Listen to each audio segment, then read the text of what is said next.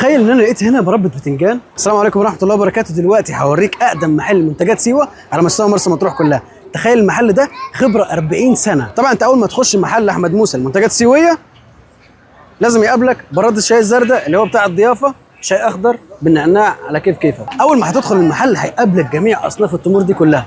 تعالى اوريكم الاصناف دي عباره عن ايه. اول حاجه عندنا ده المجدول الجامبو، واللي معايا ده دلوقتي ده السكري اللي مفتل السعودي، واللي قدامي ده اللي هو الرطب السيوي اللي بيقول عليه برضو العجوه. طبعا ما ننساش برضو البشاير، وفي اختراع جديد برضو اللي هو تمر بالسمسم ومحطوط عليه دبس التمر. واخر حاجه عندنا هنا اللي هو المجدول الوسط. اول ما تخش المحل لازم يقابلك واجب الضيافه عباره عن سمسم بيطحن قدام منك جاهز، بيتحط لك هنا على التمر. شوف الحلاوه عامله ازاي. انت لو مش عايز برضو ان انت تعمل بالشكل ده، انت هتاخد ممكن طحينه جاهزه تمام، وهتاخد تمر وتعمل واجب الضيافه مع نفسك في البيت. طبعا المحل بيقدم لك شكلين في تقديم المنتج، البلاستيك او الازاز.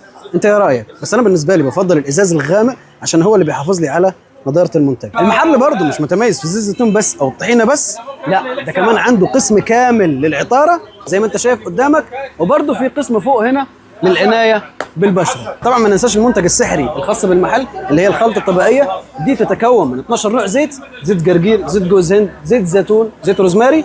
دي لعلاج تقصف الشعر زي حالاتي، وبتعالج لك الشعر في خلال اسبوعين وعن تجربه بضمان المحل. هتلاقي هنا يا باشا بالخط نعناع براني جبلي. النعناع جبلي يعني ايه؟ يعني النعناع ده مسقي على ميه المطر. تعالوا اوريكم شكل النعناع من جوه عامل ازاي.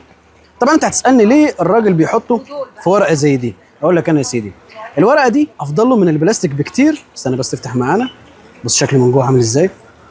الورقه دي افضل من البلاستيك بكتير، وبتحافظ على المنتج وما يتبلش منك. متوفر برضو جميع انواع مخلل الزيتون زي ما انت شايف قدامك كده، حتى برضو متوفر مخلل الخيار، ليمون معصفر، متوفر البصل والترشي. تخيل مش ده الفرع الوحيد في مرسى مطروح، في عندهم 3 فروع او 4 فروع.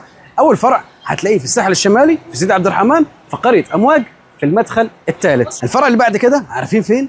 في علم الروم قدام محمصة النصر الاصليه، فرع سيوه مدخل قلعه شالي. والفرع اللي احنا بنصور فيه دلوقتي ده الفرع الرئيسي اللي موجود فين؟ موجود في شارع السويه جنب المحكمه القديمه بالظبط.